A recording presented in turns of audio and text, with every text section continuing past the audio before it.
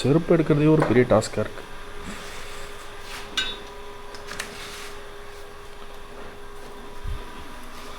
So guys, இந்த video இப்போ எதுக்குன்னு பார்த்தீங்கன்னா, நம்ம மஹிந்திரா தார் இருக்குல்ல, அதில் வந்து சர்வீஸ்லாம் நம்ம பண்ணிட்டு வந்தாச்சு. ஆனால் இன்னும் அதில் ஒன்று பண்ண வேண்டியது இருக்குது, வீல் அலைன்மெண்ட்டு. வீல் அலைன்மெண்ட் பண்ணுற ஆள் வந்து பார்த்திங்கன்னா 3 நாள் லீவ் ஆமாம். அதனால் நம்மளை வெளியே பார்த்துக்க சொன்னாங்க.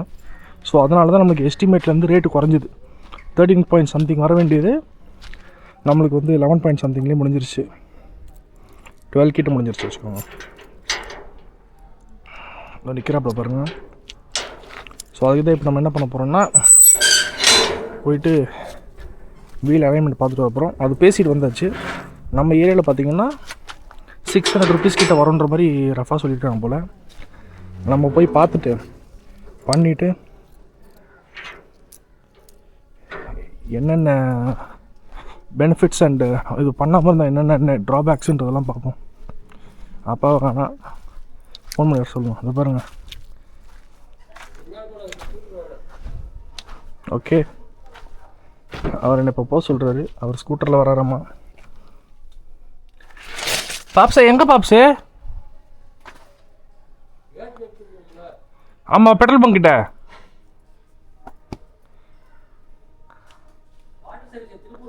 ஆமாம் ஆமாம், அங்கேயா? சரி ஓகே, நம்ம முதல்ல வண்டி ஸ்டார்ட் பண்ணி வார்ம் அப் பண்ணுவோம்.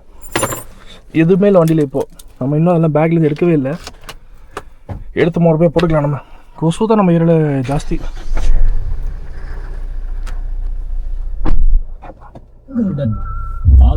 ஆனால் இப்போ வண்டி முன்னோட இதுவாயிடுச்சு கைஸ், அமைதியா. எப்பயுமே ஸ்டார்ட் ஆன இந்த மெட்டல் கிளாட்டர் மாதிரி ஸ்டார்ட் ஆகிட்டு அப்புறமா நார்மலாகும். இப்போல்லாம் டோட்டலாக நார்மலாக இருக்குது வண்டி. என்னன்னே தெரில, புதுசாக இருக்குது. அண்ட் இப்போ பார்த்தீங்கன்னா நம்ம சர்வீஸ் சென்டரில் எடுத்துகிட்டு வந்து வீட்டில் நிறுத்தும் போது பார்த்தீங்கன்னா 30,044 கிலோமீட்டர்ஸ் நிறுத்தியிருக்கோம். டைம் பார்த்தீங்கன்னா 10:22 ஆகுது. அங்கே 10:21 காட்டுது. 1 நேரம் வார்ம் அப் ஆகட்டும் வண்டி. வார்ம் அப் ஆனது எடுத்துகிட்டு போகலாம். அப்பா அதுக்குள்ளே ரெடியாக வந்துடுவார். வந்ததும் போயிட்டு நம்ம வந்து வீல் அலைன்மெண்ட்லாம் பார்த்துட்டு வந்துடுவோம். இந்த ஆங்கிள் கரெக்டாக இருக்கானு தெரியல. ஓகே, கேமரா லைட்டாக கோணையாக இருக்கா இல்லை அது ஃபீல்ட் ஆஃப் வியூனா அப்படி இருக்கான்னு தெரில. பட் ஒரு மாதிரி வினோதமாக இருக்குது, எனக்கு புதுசாக இருக்க மாதிரி. இந்த இது ஆக்ஷன் கேமரா வந்து நான் கேஸோடு போட்டிருக்கேன். அதனால் இன்னும் கொஞ்சம் ஹெவின்றனால கீழே இழுக்குது அப்படியே கேப்பை. நம்ம கார் அலைன்மெண்ட் யூஸ் பண்ணும்போது கேஜ் எல்லாம் யூஸ் பண்ணி பார்க்கணும். ஏன்னா நம்ம மைக் ஒன்று யூஸ் பண்ண போகிறதில்ல, இன்டர்னல் மைக்லேயே ரெக்கார்ட் ஆகணும் நல்லான்றதுனால அது பெருசாக கண்டுக்க போகிறதில்ல. ஸோ இப்போ நான் மெயினாக பெனிஃபிட் சொல்லிடுறேங்க கைஸ். இந்த வீல் அலைன்மெண்ட்னால வீல் அலைன்மெண்ட் நம்ம ப்ராப்பராக செக் பண்ணுறோம். என்ன பெனிஃபிட்னா, நம்ம ஹை ஸ்பீடில் வந்து ஸ்டெபிலிட்டி நல்லாயிருக்கும். ஏன்னா இப்போது வீல் இப்படியே இருக்கும்போது நம்ம ஓட்டணும்னு நல்லாயிருக்கும். லைட்டாக ஒரு வீல் இப்படின்னு இருந்துச்சுன்னா யோசிச்சு பாருங்களேன், லைட்டாக அந்த வாபுலுன்றது கான்ஸ்டண்ட்டாக இருந்துகிட்டே இருக்கும். அண்ட் இன்னொரு நெகட்டிவ்னு பார்த்தீங்கன்னா, நம்மளுக்கு டயர் வந்து இப்போது 50,000 கிலோமீட்டரில் போக வேண்டியது ஒரு 40-35Kலே வந்து முடிஞ்சிடும் லைஃப். அந்த மாதிரி இருக்கும். ஒரு மாதிரி இர்ரெகுலரான ஒரு வேர் அண்ட் டயரில் போகும். ஸோ அதை ப்ரிவென்ட் பண்ணுறதுக்கும் இது பண்ணுவாங்க. ஆஸ்வெல் வந்து வண்டி ரைடு அண்ட் ஹேண்ட்லிங் ஸ்மூத்தாக இருக்கணுன்றதுக்காக வண்டி.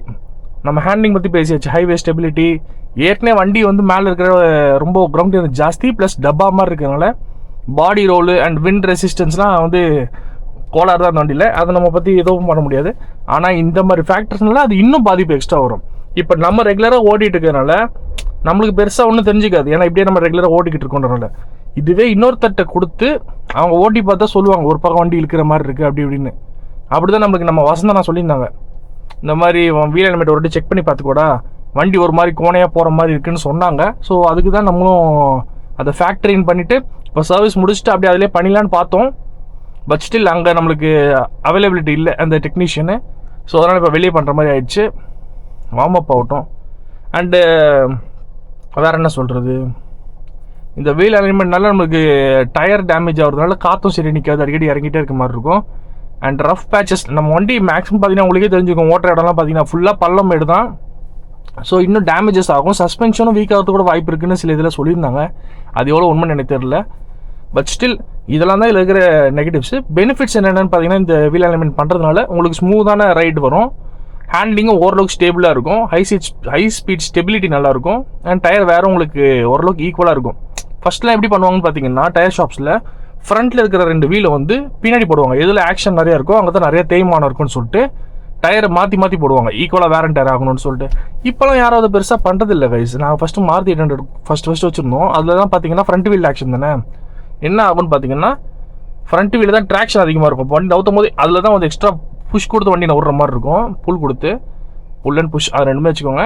அப்படி தான் வண்டி ஆக்ஷன் இருக்கும். ஸோ அதனால் வேரண்ட் டயர் ஜாஸ்தியாக இருக்கும்ல, அதை ஸ்கை டீட்டு டயரை பின்னாடி போட்டு பின்னாடிக்கு மூடி போடுவாங்க. அப்போ தான் அந்த ரொட்டேஷன் நல்லாயிருக்கும். இன்னும் கொஞ்சம் லைஃப் எக்ஸ்ட்ரா வருன்ற மாதிரி கான்செப்ட்டு. இப்போலாம் என்ன கைஸ், எல்லாரும் நினச்சா டயரை மாற்றி தூக்கி போட்டு போயிட்டே இருக்காங்க. இப்போலாம் என்ன பண்ணுறாங்கன்னா, நிறைய பேர் பேஸ் மாடல் எடுத்துகிட்டு அந்த டயரை வந்து புதுசாக இருக்கும் போது முதல்ல கைட்டு தூக்கி போட்டு fresh set of alloy wheel and டயர்ஸும் மாற்றி போட்டுடுறாங்க. அது சில பேர் வந்து பேலன்சிங் பண்ணி அலைன்மெண்ட்லாம் பண்ணி போடுறாங்க. நிறைய பேர் அப்படியே இந்த லோக்கல் ஷாப்ஸ்லாம் இருக்குல்ல, அங்கெல்லாம் அப்படியே மாடி கொடுத்து அனுப்பி விட்டுறாங்க. அந்த மாதிரி விஷயங்களும் நடக்குது. ஸோ அதெல்லாம் நம்ம தான் பார்த்து இருந்துக்கணும். சரி, ஓகே, ஓரளவுக்கு வார்ம் அப் ஆயிருக்கு. அப்பாவும் கிளம்பியிருப்பார்னு நினைக்கிறேன். சரி, நம்ம வண்டி அப்படியே கொஞ்சம் மூவ் பண்ணுவோம். பாருங்களேன், வண்டி ஒரு மாதிரி ஸ்மூத்தாக அமைதி ஆகிட்ட மாதிரி ஒரு ஃபீலிங்காக இருக்குது.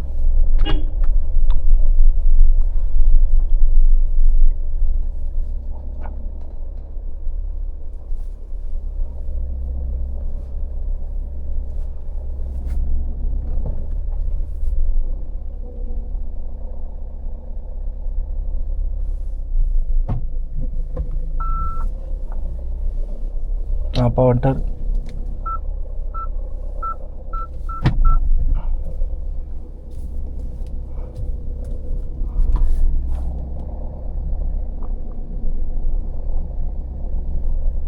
இது பாருங்கள், இந்த மாதிரி ஓட்டுறது உங்களுக்கு ஓரளவுக்கு எஃபெக்டிவாக இருக்கும். சும்மா எந்நேரமும் நம்ம ஆக்சிலேட்டர் தொட்டணும் அவசியமே இல்லை. வெறும் கிளட்ச் அண்ட் பிரேக் ஆக்ஷனே நம்ம மேக்ஸிமம் எல்லா வேலையும் பண்ணிக்கலாம் டீசல் வண்டிங்கில். அதுதான் டீசல் வண்டிங்கில் பெரிய பெனிஃபிட்டு. இப்போ கூட பாருங்கள், நான் ஏசி போடவே இல்லை. ஏன்னா கிளைமேட் வெளியே நல்லாவே இருக்குது, சில்லுன்னு. வெயில் லைட்டாக வருதே தவிர உங்களுக்கு அந்த சூடு தரல பெருசாக. இன்னும் உள்ள காருக்குள்ளே நல்லா கூலிங்காக தான் இருக்குது. டச்சுக்கலாம் இந்த மெட்டல் பீட்டு தான் இருக்குது பாருங்கள், கியர் லிவர் இதெல்லாம் இன்னும் சில்லுன்னு தான் இருக்குது. இந்த காருமே ஓரளவு கூலிங்காக தான் இருக்குது. ஸோ நமக்கு ஒன்றும் பெருசாக தேவைப்படாது ஏசி போடுறது. ஆனால் வெயில் பாருங்கள் வெளியே இப்படி அடிக்குதுண்ணா. சரி, வந்துட்டோம் அப்பா. எடுத்துட்டார், ஆக்டிவ் எடுத்துட்டார் அப்பா. சரி, நம்ம போவோம். அவர் ஷார்ட்கட்டில் வந்துடுவார், நம்ம சுற்றிட்டு போகிற மாதிரி இருக்கும்.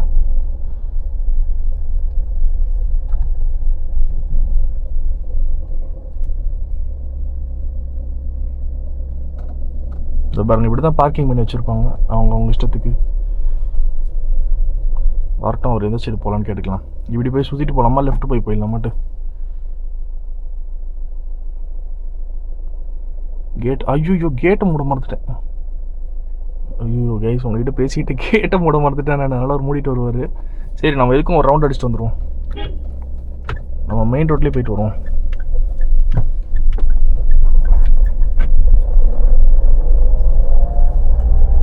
அண்ட் அதே மாதிரி உங்களுக்கு வந்து இப்போ எப்படி இருக்குது ஓட்டுறதுக்குன்றதை நான் சொல்கிறேன். இதை பாருங்கள், இந்த மாதிரி பழத்தில் தான் ஃபஸ்ட்டு ரேட்லிங் நாய்ஸ் வரும் அந்த சீட்டில், ஸ்பீக்கிங் நாய்ஸ். இப்போ எதுவுமே வரல பாருங்கள், வண்டியில் எதுவுமே நான் போடலை, ஃபுல் அமைதியாக இருக்குது. ஜஸ்ட் இந்த பழத்தை ஓட்டுற சவுண்டு மட்டும் உங்களுக்கு இருக்குது, அது மட்டும் தான் உங்களுக்கு கேட்குதுன்னு நினைக்கிறேன்.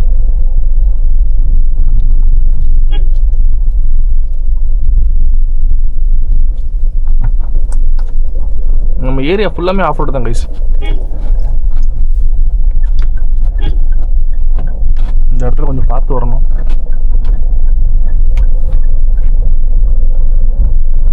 பரவாயில்ல கைஸ், வண்டி ரொம்ப அமைதி ஆகிட்ட மாதிரி ஒரு ஃபீலிங்காக இருக்குது.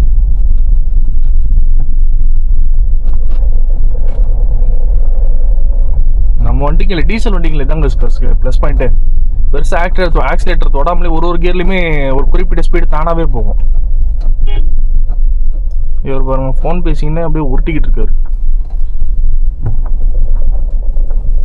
நீ பாருங்க, இங்கெல்லாம் பாருங்க ரோடு எப்படி இருக்கு பாருங்க. இந்த ரோடெலாம் ஃபஸ்ட்டு வேற லெவலில் இருக்கும் கைஸ். ஃபோட்டோ ஷூட் அதுக்குன்னே நிறைய பேர் வருவாங்க. நானே இங்கே வந்து நிறைய வீடியோஸ்லாம் எடுத்திருக்கேன்னு வச்சுக்கோங்களேன். இப்போ இது ஃபுல்லாக தோண்டி போட்டதுக்கப்புறம் பெருசாக யாரும் வர்றதில்லை. ஏன்னா ஒன்றும் பண்ண முடியாது, இந்த இடத்துல வெறும் பள்ளம் மட்டும்தான் இருக்குது.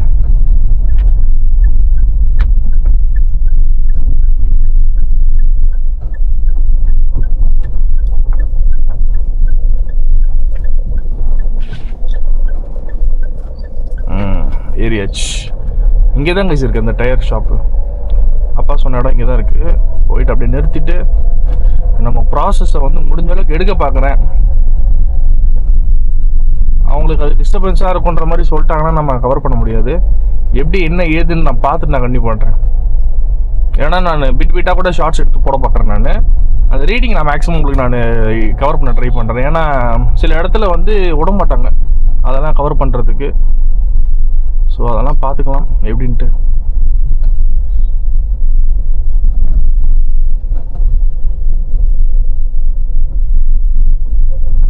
இதோருக்கு பாருங்கள் ஷிஃப்ட் நிற்குதுல்ல, இங்கே தான் ஷிஃப்ட் இல்லை, ஷிஃப்ட் நிற்கிற இடம் தான் அந்த டயர் வீல் பேலன்சிங் பண்ணுற இடம். அப்பா வந்துட்டோம், நம்ம இப்போதைக்கு நிறுத்தோம்.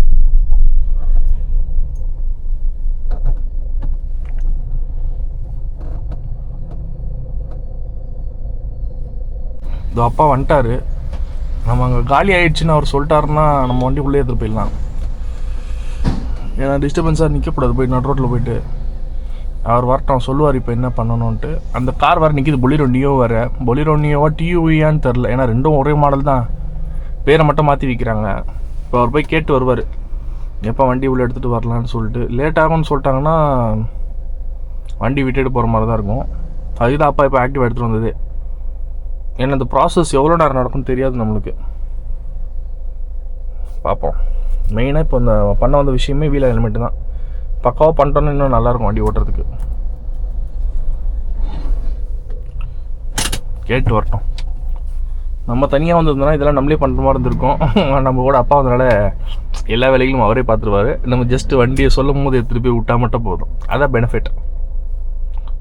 பார்த்துக்கலாம். அப்பா போயிட்டு ஏதோ கேட்டு வந்தார், இங்கேயே வண்டி விடுங்கன்ற மாதிரி சொல்லிட்டாங்க.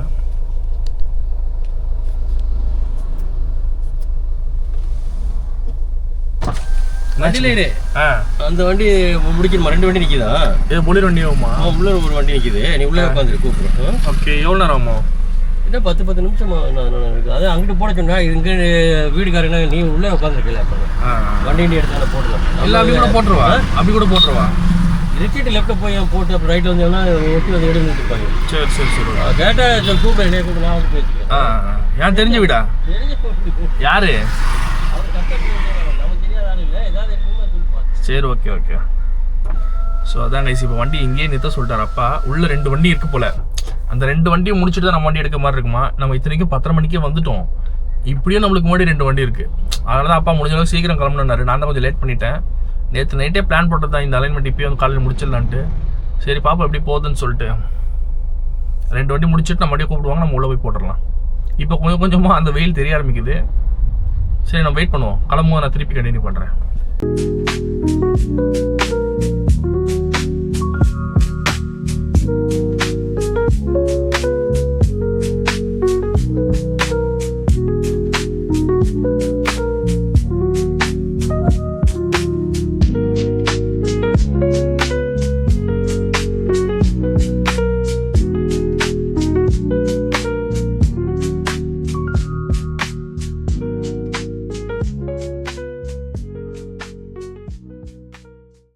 ஸோ கைஸ், இப்போ பார்த்தீங்கன்னா அப்பா நம்ம வண்டி எடுத்துகிட்டு வர சொல்லிட்டாரு. உள்ளே ஒரு வண்டி முடிஞ்சிருச்சு போல். நம்ம அப்படியே போவோம். அந்த வண்டி வெளியே வந்து தான் அப்படி உள்ளே போந்துடும்.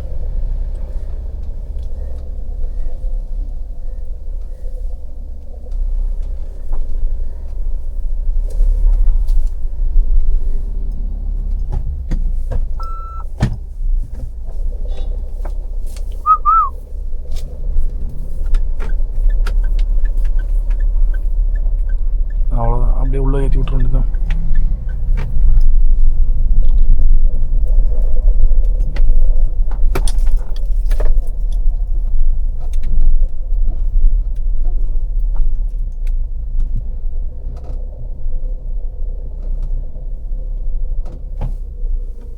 அவ்வளோதான். இப்போ டயர் பேலன்சிங் பண்ணிட்டு அலைன்மெண்ட் பண்ணிட்டு நம்ம பார்த்துக்கலாம்.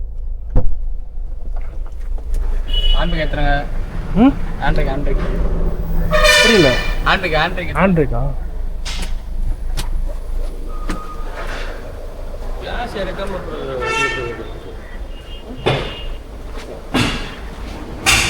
இறங்கி. நான் வேடிக்கை பார்த்த பட்டு நீங்கள் கூப்பிட்டோன்னே வண்டி எடுத்துட்டு வந்துட்டேன். பார்த்தீங்கன்னா இந்த இது மிஷின் மாட்டிகிட்டு இருக்காங்க சென்சார்.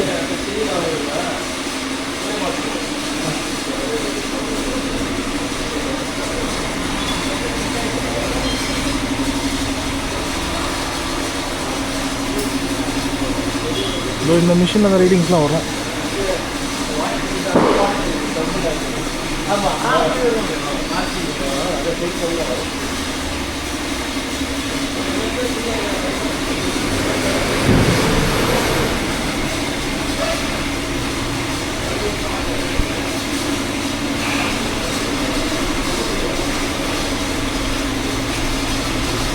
கிளியராக தெரியுதுன்னு நினைக்கிறேன். இந்த சென்சார்ஸ்லாம் வீலில் மாட்டினதுக்கப்புறமா நான் ரீடிங் எடுக்க வேண்டியது தான்.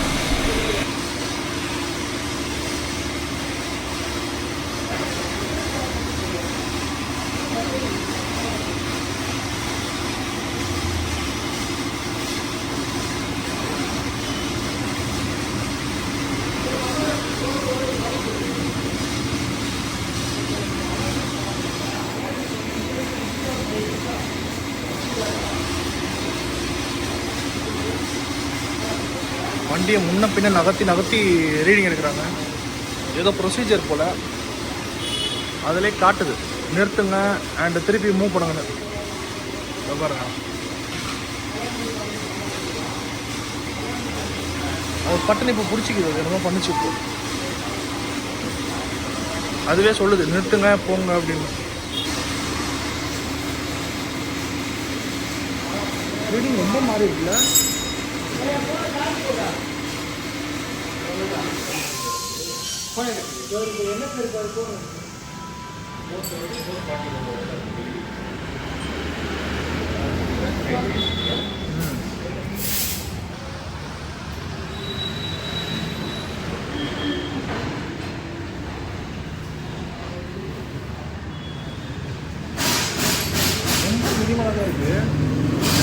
ரொம்ப மினிமலாக தான் இருக்குது.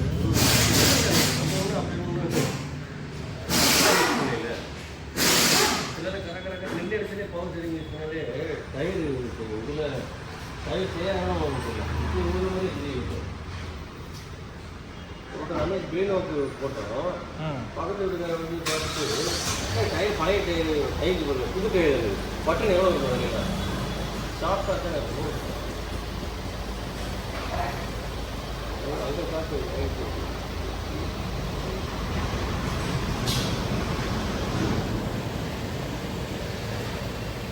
வீட்டில் கீழே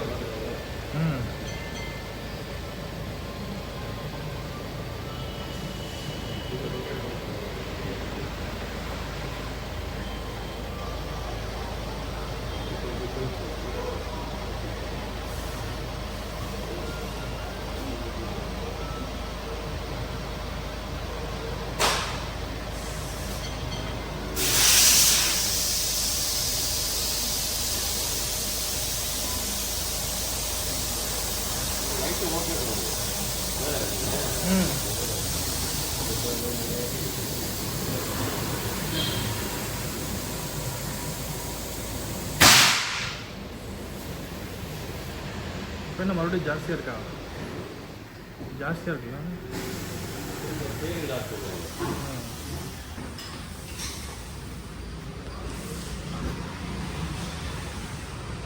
பாருங்க, ஸ்டியரிங் லாக்லாம் பண்ணி ஸ்ட்ரைட் ஆக்கிட்டு அதுக்கேற்ற மாதிரி அட்ஜஸ்ட்மெண்ட்.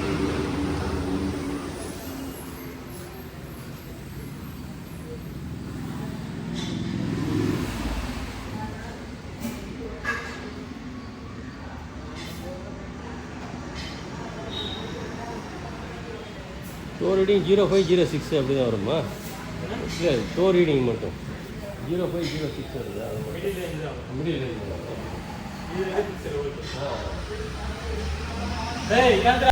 ஸோ கைஸ், இப்போ பார்த்தீங்கன்னா ஒரு வழியாக நம்ம வீல் அலைன்மெண்ட் முடிச்சுட்டு வந்தாச்சு. நெக்ஸ்ட்டு 1 மந்தில் வந்து ஃப்ரீ சர்வீஸ் ஒன்று இருக்காம்மா, திருப்பி செக் பண்ணிக்கிறதுக்கு பக்காவாக இருக்கும். ரீடிங் ரொம்பலாம் வேரியேஷன் இல்லை கைஸ், மினிமலான வேரியேஷன் தான் இருந்துச்சு. ஆனால் நான் என்ன நினச்சேன், இந்த ரெட்டில் காமிச்ச உடனே ரீடிங்கில் ரொம்ப வேரியேஷன் இருக்குது போலன்ட்டு. ஆனால் அப்படிலாம் கிடையாதாம்மா, ரொம்ப மினிமலான சேஞ்சஸில் தான் இருக்குது. திரும்பி நம்ம வண்டி 30,000 கிலோமீட்டர் இருக்குது. நம்ம ஹேண்டில் பண்ண விதத்தினால அவ்வளோவா அலைன்மெண்ட் மாறலன்ற மாதிரி சொன்னாங்க. பரவாயில்ல, அது நம்மளுக்கு நல்லது தானே. நல்லா தான் இருக்குது வண்டி, ஒன்றும் பெருசாக மேஜரான ஷிஃப்ட்லாம் இல்லை, நீங்கள் அப்படியே ஓட்டிக்கோங்க அப்படின்ட்டாங்க. திருப்பி 1 மந்த் கழிச்சு வந்து இன்னொரு வாட்டி செக் பண்ணணும்னு சொன்னாங்க. அது மட்டும் எப்படின்னு பார்த்துக்கணும். 600 ரூபா சார்ஜ் பண்ணாங்க கைஸ். ப்ராசஸ் நல்லா தெளிவாக நீட்டாக பண்ணி கொடுத்துருக்காங்க. வண்டி இப்போது எப்படின்னா, அங்கே ஒரு ரேம்ப்லேருந்து லைட்டாக இறக்கும் போது ஒரு அப் அண்ட் டவுன் மாதிரி ஒரு குழி மாதிரி இருந்துச்சு. அந்த குழியில் வண்டி ஃப்ரீயாகவே மூவ் ஆச்சு. அப்படியே எப்படின்னா தள்ளி விட்டாங்க லைட்டாக வண்டி பின்னாடி, அந்த சென்டர்லேருந்து வண்டி ஸ்டார்ட் பண்ணாமலே அப்படி தள்ளி விடும்போது அந்த இதில் இறங்கி ஏறிச்சு பாருங்க, அவ்வளோ ஃப்ரீயாக வண்டி ஆடிச்சு. அப்படின்னா என்ன அர்த்தம்னா, பேரிங் இன்னும் பக்காவான கண்டிஷனில் இருக்குன்ற மாதிரி அர்த்தமாம்மா. நம்ம வந்து நல்லா மெயின்டைன் பண்ணியிருக்கோம்மா வண்டியை, ரொம்ப அடித்து ஓட்டாமல் நல்லா ஓட்டி நல்லா மெயின்டைன் பண்ணியிருக்கோன்ற மாதிரி சொன்னாங்க. நம்ம ரெகுலர் நார்மல் யூஸ் தான் பண்ணுறோம், ஒன்றும் அதுக்குன்னு பொத்திலாம் ஓட்டுறது இல்லை. உங்களுக்கே தெரியும், நிறைய இடத்துல பழத்தில் டம்மால் டிமில்லாம் ஓட்டியிருக்கேன் நான். பட் ஸ்டில் நம்மளோட வண்டியோட கண்டிஷன் பார்த்தீங்கன்னா மற்ற வண்டிகளோட எவ்வளோ பரவாயில்ல இருந்துச்சா. அண்ட் அதே மாதிரி கேட்டோம், அடுத்து ஸ்கார்பியோக்கு எவ்வளோ வரும்னு. ஸ்கார்பியோக்கு பார்த்தீங்கன்னா 500 ருபீஸ் வருமாமா. அது ஏன்னு தெரில, இதோட அது பெரிய வண்டி. பட் ஸ்டில் அது வந்து வீல் சைஸ் சின்னதாக என்னன்னு தெரில, இல்லை பழைய வண்டி என்னன்னு தெரில. அது வந்து பார்த்தீங்கன்னா 500 ருபீஸ் தான். அதோட சின்ன வண்டி இந்த மாருதி 800 மாதிரி வண்டிகளுக்கெல்லாம் வந்து பார்த்தீங்கன்னா 350 ருபீஸ் தான். ஸோ பரவாயில்ல, நல்ல ரேட்டு தான், ஃபீஸபிளான அமௌண்ட் தான். அண்டு மொத்தமாக இந்த ப்ரொசீஜர் நடக்கவே 10 to 15 மினிட்ஸ் தான் மேக்ஸ் டு மேக்ஸ் ஆகுது. ஸோ சும்மா நம்ம ஒரு டீ பிரேக் மாதிரி எடுத்தாலே இந்த விஷயத்தை பண்ணிட்டு போயிடலாம். அண்ட் அதே மாதிரி இந்த மாதிரி நம்ம நிறைய பேர் இந்த மாதிரி நம்ம ரெகுலராக அலைன்மெண்ட் பார்த்துக்கிட்டு இருந்தோம்னாலே நம்மளுக்கு வேர் அண்ட் டேர் நல்லாயிருக்கும், ஸ்டெபிலிட்டியும் நல்லாயிருக்கும், ஹேண்ட்லிங்கும் நல்லாயிருக்கும், ரைடும் நல்லாயிருக்கும். ஸோ அந்த மாதிரி பார்த்து பண்ணுங்கள், அவ்வளோதான். சரி, அவ்வளோதான். எனக்கு இந்த வீடியோ தான் நான் முடிச்சுக்கிறேன். நம்ம இன்றைக்கி பண்ண வேண்டிய ப்ரொசீஜர் பண்ணியாச்சு. அதாவது வீல் அலைன்மெண்ட்டு சர்வீஸ் சென்டரில் பண்ண வேண்டியது, அங்கே வந்து ஆள் இல்லாதனால நம்மளை பண்ணி சொல்லிட்டாங்க. ஸோ நம்ம பண்ணிட்டோம். அடுத்து என்ன இதுன்னு பார்ப்போம் கைஸ். எல்லாருக்கும் பை பை.